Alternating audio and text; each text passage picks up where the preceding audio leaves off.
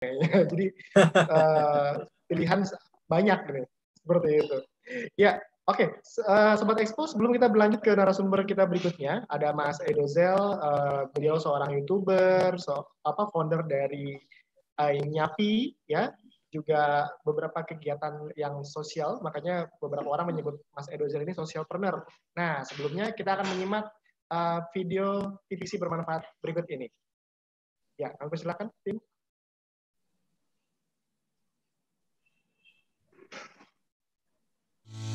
Jurnal, software akuntansi online yang dipercaya ribuan bisnis kecil dan menengah di Indonesia. Dengan sistem berbasis cloud, setiap transaksi akan langsung tercatat di jurnal dan stok barang akan terupdate secara otomatis. Dengan aplikasi mobile jurnal, kamu bisa memonitor keuangan bisnis kapanpun dan dimanapun.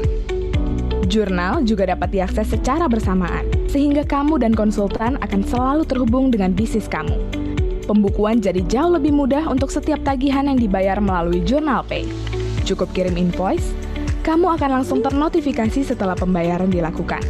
Dan jurnal akan otomatis mencatat pembayaran tersebut, serta mengubah status invoice kamu.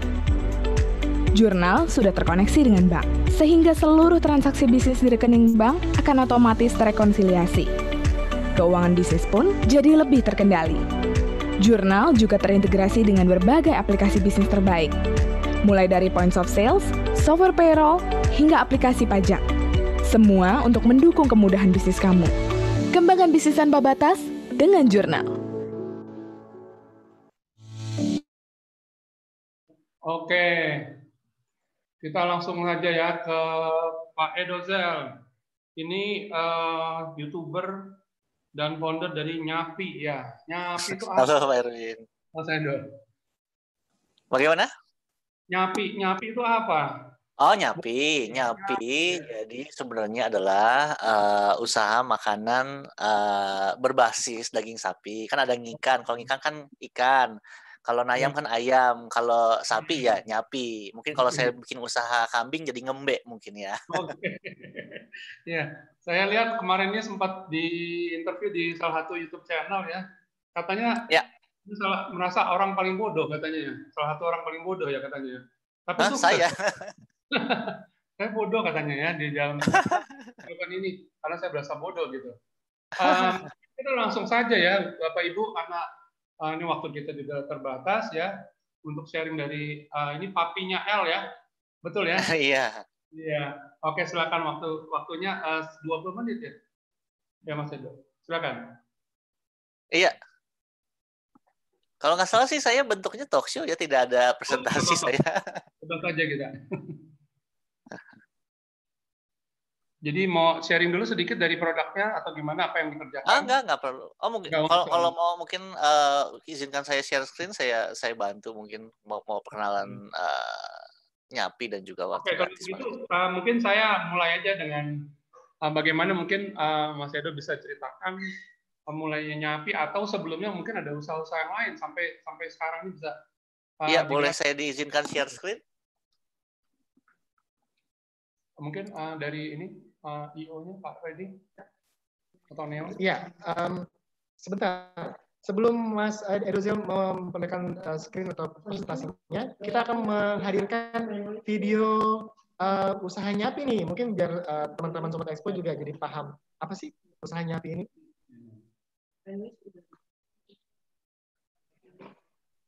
Ya.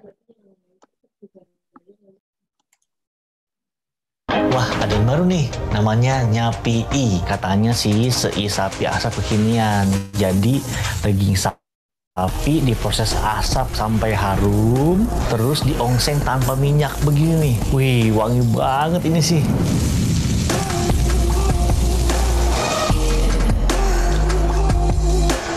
Dia toppingnya ada mentai, spicy Korean, ini enak banget, sambal rendang dan padang, tapi kesukaan saya ini sambal tempong, nendang banget.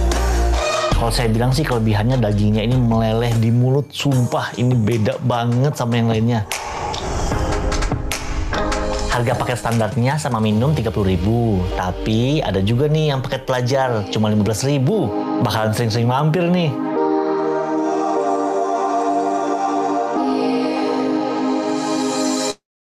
Waduh, ini saya lihat lihat ini aja udah langsung ngiler nih Pak Freddy. Nah, Iya, kira-kira pas banget ya seperti Pak ya, menjelang makan siang. Iya. Ya Ya, kalau oke, silakan Mas Edojel untuk melanjutkan.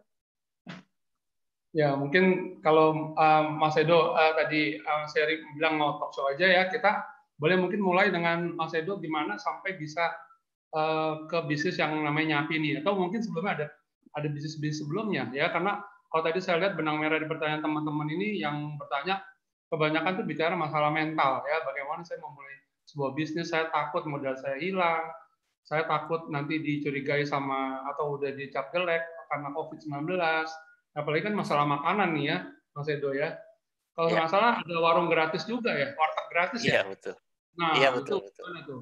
Kan Anda juga dikenal sebagai seorang social planner ya. Bagaimana? Iya. Mungkin sharing bisa dibagi dalam beberapa bagian, nanti kita lanjut lagi pertanyaan berikutnya. Oke, Bapak Ibu, mungkin sedikit silakan ya. tentang bagaimana? Ya, kalau Bapak Ibu yang mau bertanya jawab silakan ke Q&A, nanti kita bisa sampaikan ke Pak Mas Edo. Ya, silakan.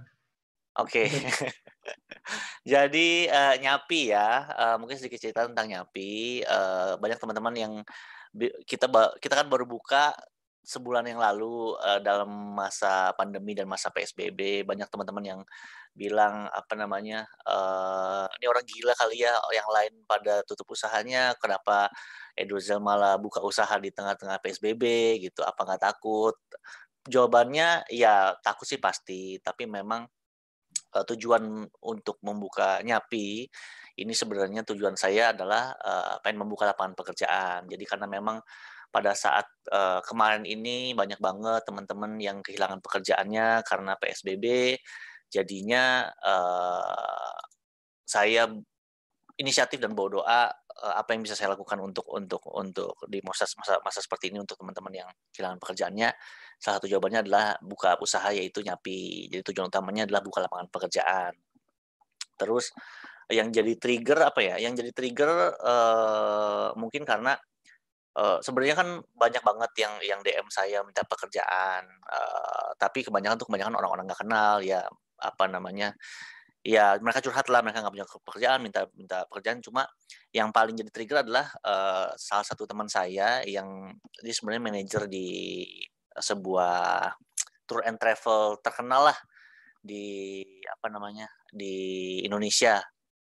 Istilahnya dia udah gaji udah oke, fasilitas udah oke, udah manajer juga. Kemudian karena COVID-19 ya perusahaannya anjlok, tiba-tiba 3 bulan lalu dia DM, kemudian dia bilang, "Dok, boleh nggak gua kerja sama lu jadi supir aja, nggak apa-apa, dibayar 1,5 juta, 2 juta, yang penting ada pemasukan," gitu. Dan itu yang membuat apa ya, karena teman sendiri gitu, kita tahu kondisinya, teman gereja saya, jadi itu yang menjadi trigger, wah gue harus melakukan sesuatu gitu. Dan puji Tuhan dipertemukan dengan orang-orang yang luar biasa, ketemu sama Mas Hendy Setiono, sempat ketemu sama Mas Yasir, Mas Hengki, ya udah kita bikin bareng-bareng si Nyapi ini gitu. Oke, jadi ini background-nya teman ya, Mas Edo ya. Ini padahal yang kehilangan pekerjaan banyak loh ya, jutaan. Jadi bisa makin Banyak. Makanya saya gandengnya Babarafi Enterprise, sehingga apa yang kita buat di Gading Serpong bisa dimultiplikasi dalam bentuk franchise, sehingga bisa membuka lebih banyak lapangan pekerjaan. Saat ini untuk yang outlet kita aja udah bisa hire 25 orang. Puji Tuhan, minggu depan sudah buka lagi di Surabaya 3 tempat. Jadi ya saya percaya kalau tujuan kita baik, Tuhan yang bukain jalannya. Iya. Jadi ini jadi maksudnya akan menjadi 4 begitu ya di Surabaya, sama Surabaya 3 ya? Iya, di Surabaya akan buka 3 minggu depan, ada di Bandung juga, karena konsepnya kan kemitraan franchise bersama Babarafi Enterprise sama Hendy Setiono. Jadi ya dalam sebulan ini kita sudah apa namanya, akan buka sekitar 38 outlet barulah. Wow, 38 ya dalam 1 bulan ini. Jadi Bapak Iya. Ibu mungkin belum tahu Pak Hendy Setiono itu adalah founder dari Kebab Turki Babarafi ya Bapak Ibu ya. Saya nggak tahu Iya. sekarang udah ribuan ya cabangnya ya. Kebab Ya. Turki, Ngikan juga bersama Babarafi Enterprise. Ya, itu grupnya banyak sekali ya Bapak Ibu. Jadi ini memang salah satu entrepreneur yang sukses di franchise ya. Dari saya pernah ketemu beliau sama-sama talk show gitu, bicara ya. Waktu itu masih 800-an sampai 1000 ya. Sekarang udah atas 1000 saya percaya ya. Boleh tahu nggak Mas Edo ini kunci suksesnya tadi kan kalau saya tangkap benang merahnya adalah motivasi ya. Motivasinya dulu Ya, apa ya, gitu ya. saya rasa benar apa kata Mas Berlian tadi bahwa why-nya memang harus kuat. Karena kalau kita punya motivasi yang baik, motivasi yang benar, kita bensinnya beda, istilahnya tenaganya beda. Kalau cuma buat nyari untung doang, pada saat merasa rugi pasti merasa aduh kayaknya udah nggak bisa deh, kayaknya udah nggak bisa. Tapi kalau tujuan kita besar, pada saat kita merugi pun kita berani untuk maju, berani untuk cari solusi, berani untuk tabrak karena ada why yang benar. Saya percaya kalau tujuan kita benar, Tuhan yang bukakan jalan. Saya percaya kalau Jack Ma nggak bisa sebesar sekarang kalau tujuan dia untuk cari untung doang, tapi nggak akan dia pengen menjembatani produksi-produksi pabrik-pabrik rumahan di China ke market yang lebih luas. Saya percaya juga Nadiem Makarim tidak bisa sebesar ini kalau Gojek dibuat untuk nyari untung, tapi nggak untuk bikin solusi dari kemacetan, untuk bikin solusi dari teman-teman ojek pangkalan yang kebanyakan menunggunya gitu. Jadi itu sih saya percaya kalau with the right motivation ya bensinnya jauh lebih panjang lah. Karena saya pengalaman juga dulu pernah buka usaha salad gitu, iya dalam 3 bulan langsung rugi 200 juta, langsung stop lah, udah ngapain lah diterusin kayak gitu. Jadi memang harus punya motivasi yang benar dan bawa doa lah pastinya. Apakah Tuhan memang pengen tempatkan kita di situ? Jadi nyambung dengan ini Mas Berlian juga yang harus punya strong motivation. Jadi kita kenal ada visi, misi, ada fasi ya, ini motivasi yang ketiga ini. Iya. Visinya besar, lalu mesti didorong dengan motivasi yang kuat juga. Nah ini ada pertanyaan nih, Mas Edo dari Mbak Sakira ya. Jadi Universitas Jakarta ini ya. Ingin bertanya Mas Edo, apa selama pandemi COVID-19 terdapat kendala dalam pengelolaan bisnis? Jika ada, bagaimana cara Mas Edo mempertahankan pengelolaan bisnis agar tetap stabil? Nah ini juga berhubungan dengan pertanyaan, ini nggak ditulis namanya sayang ini ya. Mengenai kendala untuk membuat Nyapi. Jadi sebenarnya intinya sama aja pertanyaan ini. Boleh silakan. Jadi memang dari customer journey sudah berbeda. Mungkin saya sedikit jelaskan customer journey ya. Jadi customer journey adalah perjalanan dari seorang customer yang belum kenal kita sampai akhirnya dia bisa kenal sama produk kita. Mungkin saya kasih sedikit slide buat teman-teman biar bisa lihat. Ya. Bisa kelihatan nggak ini? Belum. Udah. Oke.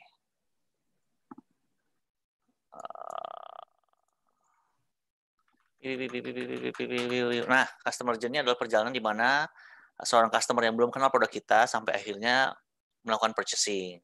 Kalau sebelum COVID-19 kan kita banyak buka di mall, banyak buka di toko-toko, dan tokonya itu sendiri, pelangnya itu sendiri bisa menjadi jembatan pertama untuk orang kenal produk kita dan penasaran. Contohnya misalnya kita lagi jalan-jalan ke mall, terus ngelihat ada ngikan nih baru buka, wah kayak apa ya, orang jadi penasaran. Tapi jembatan itu sudah tidak ada pada saat COVID-19 karena pertama orang tidak pergi ke mall, kedua orang nggak jalan-jalan. Ada sih, tapi tidak sebanyak dulu lah istilahnya trafiknya. Jadi bagaimana caranya kita bikin jembatan dari orang tidak kenal sampai akhirnya melakukan purchasing, yaitu melalui digital marketing. Digital marketing, kalau dari kita tahapannya adalah di tahap pertama, tahap pengenalan produk, itu melalui apa yang sering mereka pegang setiap harinya, yaitu melalui handphone mereka. Handphonenya menurut data itu 6 jam dalam sehari manusia Indonesia itu buka 2 aplikasi ini, TikTok sama Instagram. Makanya kalau dulu kita sewa billboard, bikin iklan di majalah, kemudian bikin event, kemudian bikin pelang yang sebagus-bagus mungkin di depan jalanan. Sekarang sudah tidak. Sekarang kita bikinnya konten di TikTok dan Instagram untuk kenalan pertama. Kemudian di tahap berikutnya kita pakai Instagram untuk jadi mini site. Kalau zaman dulu kan, nih zamannya setahun lalu, mungkin orang masih main website kan. Nah, kalau sekarang customer itu semager itu, semales itu, seinstan itu nggak mau masuk ke website kita. Karena capek untuk baca website, terlalu banyak information, terlalu banyak informasi. Makanya kita pakai Instagram kita sebagai mini site. Jadi semua informasi tentang produk kita, harganya, ambience-nya, kelebihannya, USP-nya ada di Instagram. Baru kalau mereka sudah kenal, kemudian mereka sudah mempelajari tentang produk kita, misalnya dari 1.000 orang yang kenal produk kita, ada 100 orang yang ngecek lebih lanjut tentang produk kita di mini site itu di Instagram. Baru dari 100 orang itu mungkin ada 10 orang yang mencari review. Soalnya kalau di online itu word of mouth itu dari review. Bisa dari influencers atau dari marketplace. Biasanya marketplace kan dikasih bintang-bintang tuh. Review-review di Tokped, di Shopee, dan kawan-kawan. Nah, influencers ini ya contohnya ya seperti saya social media influencers, orang-orang yang punya followersnya lebih dari rata-rata lah. Kemudian baru akhirnya mereka sudah kenal, sudah mempelajari produknya, sudah percaya sama review orang. Karena kalau di online tuh orang masih punya kekhawatiran, kalau gue transfer, lu kirimin gak ya barangnya, kayak gitu. Jadi makanya perlu banget di jembatan ketiga ini. Baru akhirnya mereka melakukan purchasing ke produk kita, gitu sih. Jadi memang ya gamenya beda, funneling marketnya juga beda. Jadi selama COVID-19 kita pakainya social media marketing dan digital marketing. Gitu, mudah-mudahan menjawab. Jadi itu marketing channelnya tadi ada 2 ya, TikTok dan Instagram ya. Instagram, ya betul. Jadi menyasarnya ini lebih ke milenial nih kalau saya lihat ya, betul ya? Nggak juga, karena gini aja, Pak Erwin main Instagram nggak? Kurang lah, sesuai umur. Oke, kalau begitu saya salah, ya milenial berarti. Ya, sebenarnya ada riset sih ya, saya pernah ada di kampus itu banyak riset tentang Instagram itu memang menyasarnya milenial. Iya. Jadi memang mungkin customer-nya Mas Edo ini banyak milenial, saya nggak tahu ya. Mungkin nanti ini kan baru jalan sebulan lebih ya. Nanti mungkin lebih ketahuan setelah ini. Nah, menarik nih kalau saya lihat di channelnya Christina Lee ya, yang baru beberapa hari ya, itu tapi memang belum saya sempat lihat semua nih. Lebih menarik menjadi YouTuber atau menjadi bosnya Yapi nih? Iya, kalau bisa dijalankan bareng-bareng, karena sekarang adalah marketingnya melalui digital, jadi YouTube channel, Instagram, TikTok, ya kita jadikan sebagai media marketingnya. Kalau dulu kan kita masih yang sebar flyer, sekarang kan udah go green, orang udah males mengambil, lihat orang bagi flyer udah disinisin sama orang. Jadi ya social media marketing, jadi menggunakan platformnya untuk social media marketing lah. Gitu. Nah, ada pertanyaan lagi nih, Mas Edo. Shakira lagi nih, mungkin ini fansnya Mas Edo nih ya.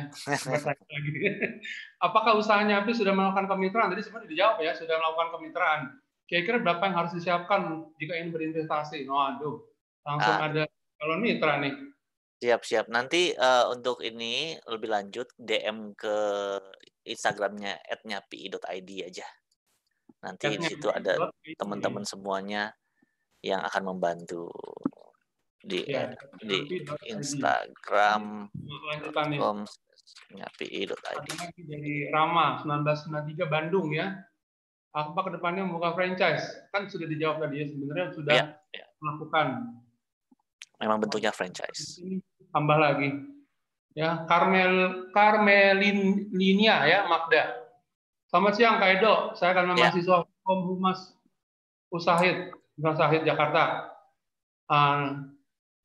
Dalam era pandemi ini pastinya banyak anak muda yang ingin membangun usaha. Menurut Kak Edo, bagaimana peluang dan membangun usaha di era saat ini dan karakter pengusaha seperti apa yang harus dibangun? Lanjut ya, ini pertanyaan kedua nih. Dan juga mengenai maksudnya orang yang sama ya. Bagaimana dengan case yang sudah ada tentang hak paten sebuah logo merek? Ada tips atau tidak Kak untuk menghindari plagiat dan kesamaan logo dari merek lainnya? Terima kasih. Silakan. Oke, yang pertama apa tadi pertanyaannya? Banyakan ya, sengaja saya. Jadi pertanyaan pertama, bagaimana membangun usaha, ya, melihat peluang di era saat ini. Juga karakternya Ya, pertanyaan banget ini, kayak ujian oke, skripsi. Ya. oke. Ya, silakan. Jadi saya kasih tahu kenapa ada usaha makanan terutama ya, usaha makanan yang pada saat COVID-19 jeblok, hancur-hancuran, tapi ada loh dan banyak loh yang naik. Contohnya Kopi Jaya Jiwa, kok malah naik omsetnya? Tapi kenapa kopi saya malah turun omsetnya? Bedanya apa? Bedanya cuma satu, kesiapan digital. Karena tadi saya sudah kasih lihat di funnelnya bahwa semua orang tuh di sini nih di handphonenya masing-masing dan di rumah. Jadi kesiapan digital yang akan menentukan bisnis F&B-nya akan bertahan, naik, atau turun di masa pandemi. Dan menurut saya pribadi, bukan hanya di masa pandemi, tapi dari tahun 2018-2019, ini kita sudah masuk ke eranya digital. Dan begitu PSBB, begitu pandemi ini, semua dipaksa digital. Akhirnya banyak banget orang-orang yang gelagapan. Gimana nih caranya? Gue harus hire social media agency. Wah, kok social media agency kok mahal ya? Wah, kok ini begini bener. Wah, kayaknya nggak worth it. Akhirnya mereka tetap di comfort zone-nya mereka, tetap berjualan dengan konvensional. Akhirnya mereka mati sendiri. Jadi memang perbedaannya dan karakteristiknya adalah pengusaha yang sudah digital ready, social media ready, pasti punya advantage yang besar di masa pandemi ini. Terus kalau pengusaha muda pengen mulai usaha F&B atau usaha apapun, saya dorong teman-teman, this is the right time menurut saya, apalagi ada sosial media baru yang lagi banyak banget pengunjungnya, yaitu TikTok dan masih organik. Teman-teman bisa manfaatkan itu sebaik mungkin. Dan apalagi kalau masih muda tuh masih banyak masih kayak sponge untuk menyerap ilmu. Teman-teman ada di seminar ini, webinar ini, pasti teman-teman punya karakter pengen belajar dan pengen tahu dan pengen berkembang, which is already a very good sign of a good entrepreneurship. Jadi kalau teman-teman sedang belajar di sini, kemungkinan chance teman-teman untuk bertahan dan juga sukses di bisnis pada saat PSBB ini, you have a very good chance, so go ahead. Kemudian tadi pertanyaan. Modal utama kalau mulai bisnis nih. Modal utama? Modal utama doa. Doa ya? Iya. Motivasi utamanya doa ya, itu yang ini soalnya pertanyaan berikutnya nih. Di samping itu masalah haki tuh, masalah haki sebenarnya logo merek, tadi ada pertanyaan dari kalau saya pribadi jujur saya nggak terlalu pusingin sama hak paten sebuah logo dan merek. Saya lebih pusingin konsentrasi sama produknya. Gini, ayam geprek bensu sama geprek bensu ini kan berantem kan, tapi in the end kan produknya. Orang apakah mau beli si geprek bensu atau ayam geprek bensu, kan in the end mau produknya. Apalagi kalau makanan. Kalau makanan logo bisa berubah, pelayanan bisa ditingkatkan, operasional bisa ditingkatkan, tapi produknya dulu. Kalau cuma sekedar ikut-ikutan bikin sebuah produk, saya rasa akan berat untuk akhirnya berebutan sama hak paten. Tapi penting nggak? Penting pasti. Makanya Nyapi pun sudah mendaftarkan merek dan hak paten dari sebelum launching. Seperti itu. Penting nggak? Penting. Apalagi kalau pengen berjalan jauh ya. Tapi kalau masih belajar, nggak usah pusingin hal-hal yang kalian belum master. Mendingan mastering di produk dulu. Soalnya banyak banget produk-produk yang viral melalui word of mouth, viral melalui sosial media, itu mereka nggak punya hak paten, tapi mereka bisa meledak. Contohnya roti Korea yang cheese bread itu kan booming di mana-mana, ngantri sampai saya PO aja sampai 10 hari. Ini saya baru beli ini nih. Baru beli roti ubi. Ini PO-nya seminggu nih buat makan roti bentuknya ubi, dalamnya ubi, rasanya ubi. Kenapa nggak saya makan ubi aja sekalian? Tapi memang produknya enak. Makanya orang PO sampai pre-order sampai seminggu kemudian. Mereknya ada nggak? Nggak ada. Nggak ada hak patennya, nggak ada. Oke. Ini yang penting produknya dulu. Sekarang sosial media, influencer sangat berpengaruh. Ada orang yang bilang posting, wah ini tuh enak banget gitu. Meskipun cuma pelosok-pelosok tukang soto gitu. Tapi kalau enak banget ya next Carlos datang, ya rame.